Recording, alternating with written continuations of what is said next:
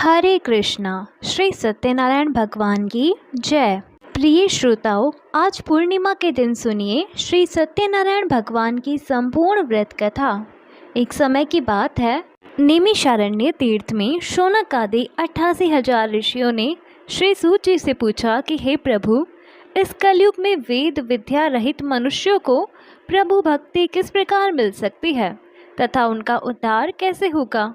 हे मुनि श्रेष्ठ, कोई ऐसा तप बताइए जिससे थोड़े ही समय में पुण्य मिले और मनोवांछित फल भी मिल जाए। इस प्रकार की कथा सुनने की हम लोग इच्छा रखते हैं। तब सभी शास्त्रों के ज्ञाता श्री सूत जी कहने लगे, हे वैष्णवों में पूज्य, आप सभी ने प्राणियों के हित की बात पूछी है, इसलिए मैं एक ऐसे श्रेष्ठ व्रत के बारे में आप लोगों को जरूर बताऊंगा जिसके बारे में नारद जी ने श्री लक्ष्मी नारायण जी से पूछा था और लक्ष्मीपति श्री हरि ने नारद जी से कहा था। अब आप सभी सुनिए। एक समय की बात है, देवर्षि नारद जी दूसरों के हित की इच्छा लिए अनेकों लोकों में घूमते हुए मृत्युलोक में जा पहुँचे। वहाँ उन्होंने अनेक योनियों में जन्मे सभी मनुष्यों को अपने अपने कर्मों के अनुसार पीड़ा झेलते हुए देखा। उनका दुख देखकर नारद जी सोचने लगे कि ऐसा क्या किया जाए जिससे निश्चित रूप से मानव के दुखों का अंत हो जाए। इसी बात पर विचार करते हुए वह विष्णु लोक को गए। वहाँ श्री नारायण की स्तुति करने लगे और कहने लगे कि नारायण नारायण, हे भगवान, आप अत्यंत शक्ति से संपन्न हैं, निर्गुण स्वरूप, सृष्टि के कारण, भक्तों के दुख को दूर करने वाले हैं। आपको मेरा प्रणाम है। इस प्रकार नारद जी की स्तुति सुनकर भगवान श्री हरि बोले, हे मुनि श्रेष्ठ, आपके मन में क्या बात है उसे निसंकोच कहो। इस पर नारद मुनि कहने लगे कि मृत्युलोक में अनेक योनियों में जन्मे मनुष्य अपने कर्मों के द्वारा अनेकों दुखों से दुखी हो रहे हैं। हे प्रभु, आप तो यह बताइए कि वह मनुष्य थोड़ी से प्रयास से ही अपने दुखों से छुटकारा कैसे पा सकते हैं। तब श्री हरि कहने लगे, हे नारद, मनुष्यों की भलाई के लिए तुमने बहुत उत्तम प्रश्न पूछा है। स्वर्गलोक और मृत्युलोक दोनों में एक दुर्लभ उत्तम व्रत है जो पुण्य देने वाला है। आज प्रेमवश होकर मैं उसे तुमसे कहता हूँ। श्री सत्यनारायण भगवान का व्रत अच्छी तरह विधान पूर्वक करके मनुष्य तुरंत ही यहाँ सुख भोगकर मरने पर मोक्ष प्राप्त करता है। श्री हरि के वचन सुनकर नारद जी बोले कि उस व्रत का फल क्या है प्रभु, और उसका विधान क्या है। यह व्रत किसने किया था, इस व्रत को किस दिन करना चाहिए, आप सब कुछ विस्तार से बताए। नारद जी की बात सुनकर फिर श्री हरि कहने लगे, दुख और शोक को दूर करने वाला, यह सभी स्थानों पर विजय दिलाने वाला है। मानव को भक्ति और श्रद्धा के साथ शाम को श्री सत्यनारायण जी की पूजा धर्मपरायण होकर ब्राह्मणों और बंधु बांधवों के साथ करने के साथ ही यथाशक्ति यथा अनुसार भक्ति भाव से भगवान को भोग लगाए, आरती गाए और ब्राह्मणों सहित बंधु बांधवों को भी भोजन कराए। उसके बाद ही स्वयं भोजन करे। कीर्तन भजन के बाद भगवान की भक्ति में लीन हो जाए। इस तरह से सत्यनारायण भगवान का यह व्रत करने पर मनुष्य की सारी इच्छाएं निश्चित रूप से पूर्ण होती है। इस कलयुग का अर्थात कलिकाल में मृत्युलोक में मोक्ष का यही एक सरल उपाय बताया गया है। श्री सूत जी बोले, हे ऋषियों, जिसने पहले समय में इस व्रत को किया था, अब उसका इतिहास कहता हूँ, ध्यान से सुनो। सुंदर काशीपुरी नगरी में एक अत्यंत निर्धन ब्राह्मण रहता था। भूख प्यास से परेशान वह धरती पर घूमता रहता था। ब्राह्मणों से प्रेम करने वाले भगवान ने एक दिन ब्राह्मण का वेश धारण करके उसके पास जाकर पूछा, हे ब्राह्मण देवता, नित्य दुखी होकर तुम पृथ्वी पर क्यों घूमते हो। तब वह दीन ब्राह्मण बोला, मैं निर्धन ब्राह्मण हूँ, भिक्षा के लिए धरती पर घूमता हूँ। यदि आप इसका कोई उपाय जानते हो तो बताओ। वृद्ध ब्राह्मण रूपी भगवान कहने लगे कि सत्यनारायण भगवान मनोवांछित फल देने वाले हैं, इसलिए तुम उनका पूजन करो। इसे करने से मनुष्य सभी दुखों से मुक्त हो जाता है। वृद्ध ब्राह्मण बनकर आए सत्यनारायण भगवान उस निर्धन ब्राह्मण को व्रत का सारा विधान बताकर अंतर्ध्यान हो गए। अगले दिन सुबह उठने के साथ ही उस बूढ़े ब्राह्मण ने मन ही मन संकल्प लिया कि सत्यनारायण भगवान का व्रत करूँगा, और फिर अपने नित्य कर्मों से निवृत्त होकर वह भिक्षा के लिए चल पड़ा। उस दिन उसे भिक्षा में बहुत सारा धन प्राप्त हुआ। उसी धन से उसने परिवार के साथ भगवान सत्यनारायण की पूजा की और व्रत रखा। इस व्रत को करने के कुछ दिन के बाद उसके सभी दुख और कष्ट दूर होने लगे और देखते ही देखते एक संपन्न और अनेकों संपत्तियों का वह मालिक बन गया। तब हर महीने की पूर्णिमा के दिन वे ब्राह्मण सत्यनारायण भगवान की पूजा और व्रत करने लगे। इस प्रकार सत्यनारायण भगवान के इस व्रत को करके वह श्रेष्ठ ब्राह्मण सभी पापों और गरीबी से दूर हो गया और उसने एक दुर्लभ मोक्ष पद भी प्राप्त किया। इस तरह से सत्यनारायण भगवान के व्रत को जो मनुष्य करेगा वह सभी प्रकार के पापों से छूटकर मोक्ष को प्राप्त होगा। जो मनुष्य इस व्रत को करेगा वह भी सभी दुखों से मुक्त हो जाएगा। सूत जी बोले कि इस तरह से देवर्षि नारद जी से नारायण जी का कहा हुआ श्री सत्यनारायण व्रत मैंने तुमसे बताया। हे विप्र, मैं अब और क्या कहूँ। तब ऋषिगण कहने लगे, हे मुनिवर, संसार में उस विप्र से सुनकर और किस किसने इस व्रत को किया, हम सब इस बात को सुनना चाहते हैं। इसके लिए हमारे मन में श्रद्धा का भाव है। तब श्री सूत जी कहने लगे, हे मुनियों, जिस जिसने इस व्रत को किया है वह सब सुनो। एक समय वही विप्र धन और ऐश्वर्य के अनुसार अपने बंधु बांधवों के साथ इस व्रत को करने को तैयार हुआ। उसी समय एक लकड़ी बेचने वाला बूढ़ा आदमी आया और लकड़ियां बाहर रखकर अंदर ब्राह्मण के घर में गया। प्यास से दुखी होकर वह लकड़हारा उनको व्रत करते देख विप्रों को नमस्कार कर पूछने लगा कि हे ब्राह्मण देव, आप ये क्या कर रहे हैं तथा इसे करने से आपको क्या फल मिलेगा, कृपा करके मुझे भी बताइए। तब ब्राह्मण ने कहा कि यह सब मनोकामनाओं को पूर्ण करने वाला सत्यनारायण भगवान का व्रत है। इनकी कृपा से ही मेरे घर में धन धान्य आदि की वृद्धि हुई है। विप्र से सत्यनारायण व्रत के बारे में जानकर वह लकड़हारा बहुत प्रसन्न हुआ। चरणामृत लेकर और प्रसाद खाने के बाद वह अपने घर गया। लकड़हारे ने अपने मन में संकल्प लिया कि आज लकड़ी बेचने से जो भी धन मिलेगा उसी से श्री सत्यनारायण भगवान का उत्तम व्रत करूँगा। मन में इस विचार को लेकर वह बूढ़ा आदमी सिर पर लकड़ियाँ रखकर उस नगर में बेचने गया, जहाँ उसने अपनी लकड़ियों का दाम पहले से 4 गुना अधिक प्राप्त किया। बूढ़ा प्रसन्नता के साथ पैसे लेकर सत्यनारायण भगवान की मूर्ति और व्रत की अन्य सामग्रियां लेकर अपने घर गया। वहां उसने अपने परिवारजनों को बुलाकर विधि विधान से सत्यनारायण भगवान का पूजन और व्रत किया। इस व्रत के प्रभाव से वह बूढ़ा लकड़हारा धन पुत्र आदि से युक्त होकर संसार के समस्त सुख भोग कर अंत समय में बैकुंठ धाम चला गया। श्री सूत जी कहने लगे कि हे श्रेष्ठ मुनियों, अब आगे की कथा भी कहता हूँ। पहले समय में उल्कामुख नाम का एक बुद्धिमान राजा था। वह सत्यवक्ता और जितेंद्रिय था। प्रतिदिन देव स्थानों पर जाता और निर्धनों को धन देकर उनके कष्ट दूर किया करता था। उसकी पत्नी कमल के समान मुख वाली तथा सती साध्वी थी। भद्रशिला नदी के तट पर एक बार उन दोनों ने श्री सत्यनारायण भगवान का व्रत किया। उसी समय साधु नाम का एक वैश्य वहां आया। उसके पास व्यापार करने के लिए बहुत सारा धन भी था। राजा को व्रत करते देखकर वह विनम्रता के साथ पूछने लगा कि हे राजन, भक्ति भाव से पूर्ण होकर आप ये क्या कर रहे हैं? मैं सुनने की इच्छा रखता हूँ, तो आप कृपा कर मुझे भी बताएं।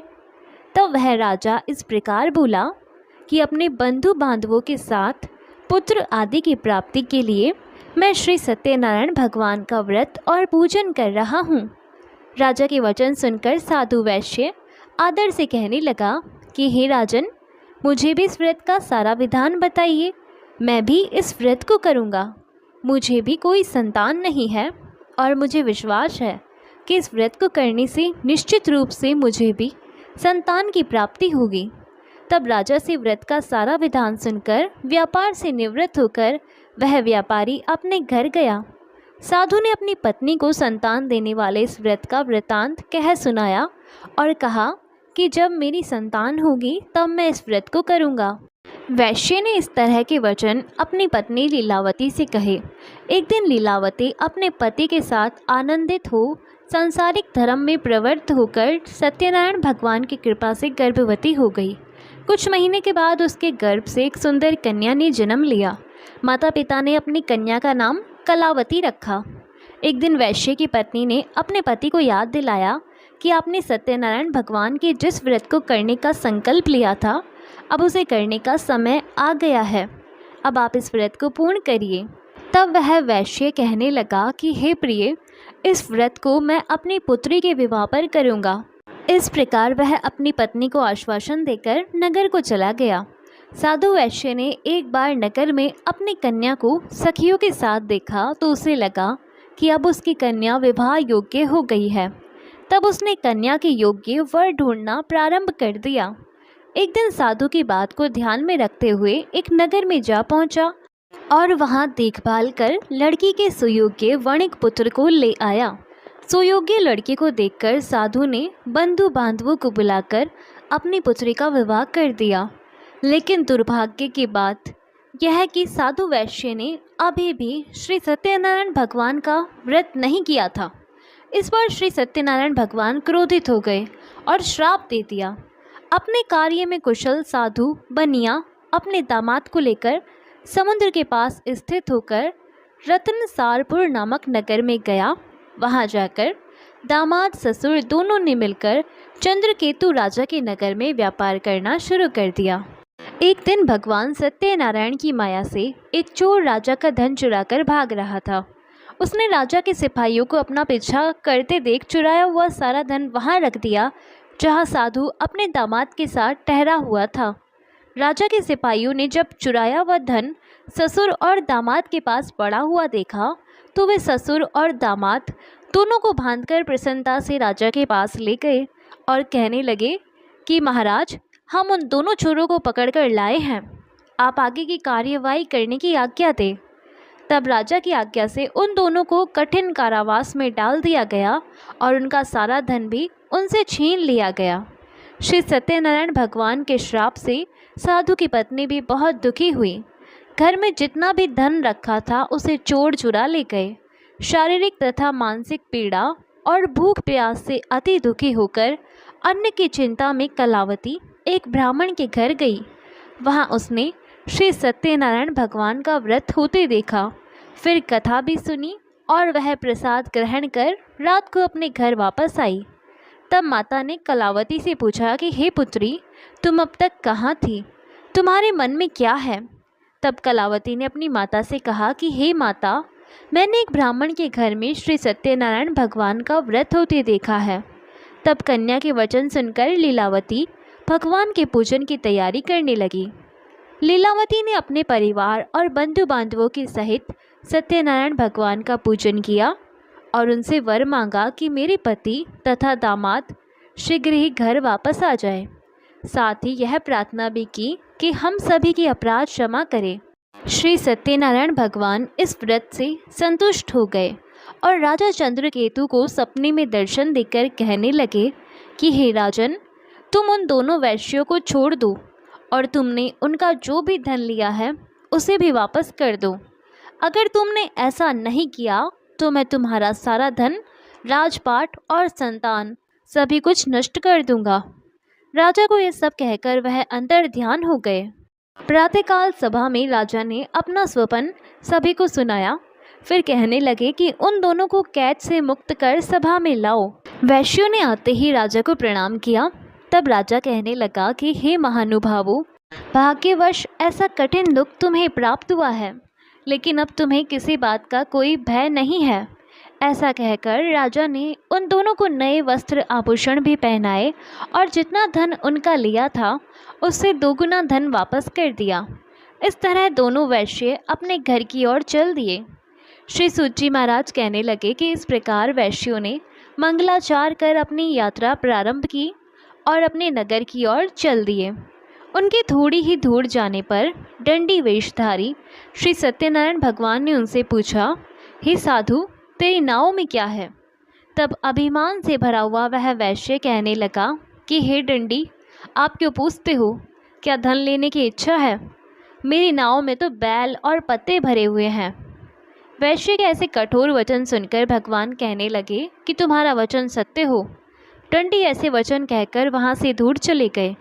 कुछ दूर जाकर समुद्र के किनारे बैठ गए। इधर दंडी के जाने के बाद साधु वैश्य ने नित्य क्रिया के पश्चात अपनी नाव को जब ऊंची उठते देखा तो बड़ा आश्चर्य हुआ और नाव में बेल पत्ते आदि भरे हुए देखकर वह मूर्छित होकर जमीन पर ही गिर पड़ा। वापस होश में आने पर वह अत्यंत शोक में डूब गया।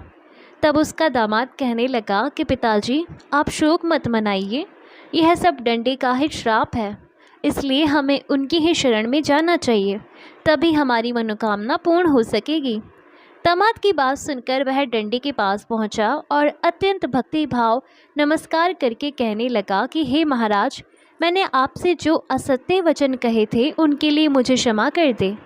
ऐसा कहकर वह रोने लगा। तब दंडी भगवान कहने लगे कि हे वणिक पुत्र, मेरी आज्ञा से बार बार तुम्हें दुख प्राप्त हुआ है, तू मेरी पूजा से विमुख हुआ है। तब वह साधु वैश्य कहने लगा कि हे भगवान, आपकी माया से ब्रह्मादि देवता भी आपके रूप को नहीं जानते, तब मैं भला अज्ञानी कैसे जान सकता हूँ। अब आप प्रसन्न होइए, मैं अपनी सामर्थ्य के अनुसार आपकी पूजा और व्रत अवश्य करूँगा। हे प्रभु, मेरी रक्षा करो और पहले के समान मेरी नौका में धन भर दो। साधु वैश्य के भक्तिपूर्वक वचन सुनकर भगवान प्रसन्न हो गए और उसकी इच्छा अनुसार वरदान देकर अंतर्ध्यान हो गए। दामाद और ससुर दोनों जब नाव पर आए तो नाव धन से भरी हुई मिली। फिर वहीं अपने अन्य साथियों के साथ सत्यनारायण भगवान का पूजन कर वे दोनों अपने नगर को चल दिए। जब नगर के नज़दीक पहुँचे तो दूत को घर पर खबर करने के लिए भेज दिया। दूत साधु की पत्नी को प्रणाम कर कहने लगा कि मालिक अपने दामाद सहित नगर के निकट आ गए हैं। दूत की बात सुनकर साधु की पत्नी लीलावती ने बड़े हर्ष के साथ सत्यनारायण भगवान का पूजन कर अपनी पुत्री कलावती से कहा कि मैं अपने पति के दर्शन को जा रही हूँ, तू भी कार्य समाप्त कर जल्दी आ जाना। माँ के ऐसे वचन सुनकर कलावती जल्दी जल्दी में प्रसाद छोड़कर अपने पति के पास चली आई। इस तरह प्रसाद की अवज्ञा के कारण श्री सत्यनारायण भगवान रुष्ट हो गए और नाव सहित उसके पति को पानी में डुबो दिया। कलावती अपने पति को वहां ना पाकर रोती हुई जमीन पर गिर गई। नौका को डूबा हुआ देख और कन्या को रोता हुआ देख वह साधु वैश्य दुखी होकर कहने लगा कि हे प्रभु, मुझसे तथा मेरे परिवार से जो भी भूल हुई है उसे क्षमा करे। साधु के दीन वचन सुनकर श्री सत्यनारायण भगवान प्रसन्न हो गए और आकाशवाणी हुई कि हे साधु, तेरी कन्या मेरे प्रसाद को छोड़कर आई है, इसलिए उसका पति अदृश्य हो गया है। यदि अब वह घर जाकर प्रसाद खाकर लौटे तो इसे इसका पति अवश्य मिलेगा। ऐसी आकाशवाणी सुन कलावती ने वैसा ही किया जैसा आकाशवाणी के दौरान भगवान ने कहा था और फिर प्रसाद ग्रहण करने के बाद जब वह वापस आई तो अपने पति के दर्शन करके वह अत्यंत प्रसन्न हुई। उसके बाद साधु वैश्य अपने बंधु बांधवों सहित भगवान श्री सत्यनारायण भगवान का विधि विधान से पूजन करता है और इस लोक का सभी सुख भोगकर वह अंत में स्वर्ग जाता है। श्री सूत जी बोले, हे ऋषियों, मैं और भी एक कथा सुनाता हूँ, उसे भी ध्यानपूर्वक सुनो। प्रजा पालन में लीन तुंगध्वज नाम का एक राजा था। उसने भी भगवान का प्रसाद त्याग कर बहुत ही दुख प्राप्त किया। एक बार जंगल में जाकर वन्य पशुओं को मारकर वह बड़े पेड़ के नीचे आया। वहाँ उसने ग्वालों को भक्ति भाव से अपने बंधु बांधवों सहित सत्यनारायण भगवान का पूजन करते देखा। अभिमानवश राजा ने उन्हें देखकर भी पूजा स्थान में ना तो वह गया और ना ही उसने भगवान को प्रणाम किया। ग्वालों ने राजा को प्रसाद दिया, लेकिन उसने वह प्रसाद भी नहीं खाया और प्रसाद को वही छोड़कर अपने नगर को चला गया। जब राजा अपने नगर में पहुंचा तो वहां सब कुछ तहस नहस हुआ पाया तो शीघ्र ही वह समझ गया कि यह सब भगवान के अनादर का ही परिणाम है। तब वह दोबारा ग्वालों के पास पहुंचा और विधि पूर्वक पूजा करके प्रसाद खाया तो श्री सत्यनारायण भगवान की कृपा से सब कुछ पहले जैसा ही हो गया और फिर दीर्घ काल तक सभी सुख भोग कर अंत में वह मोक्ष पद को प्राप्त हुआ। जो मनुष्य परम दुर्लभ इस व्रत को करेगा तो भगवान सत्यनारायण की कृपा से उसे धन धान्य की प्राप्ति होगी। इस व्रत के प्रभाव से निर्धन धनी हो जाता है और भय मुक्त होकर जीवन जीता है। संतानहीन मनुष्य को संतान सुख प्राप्त होता है और सारी मनोरथ पूर्ण होने पर वह मनुष्य अंत में बैकुंठ धाम को जाता है। सूत जी बोले, जिन्होंने पहले इस व्रत को किया है अब उनके दूसरे जन्म की कथा कहता हूँ। वृद्ध शतानंद ब्राह्मण ने सुदामा का जन्म लेकर मोक्ष की प्राप्ति की। लकड़हारे ने अगले जन्म में निषाद बनकर मोक्ष प्राप्त किया। उल्कामुख नाम का राजा दशरथ होकर बैकुंठ को गए। साधु नाम के वैश्य ने मोर ध्वज बनकर अपने पुत्र को आरे से चीरकर मोक्ष पाया।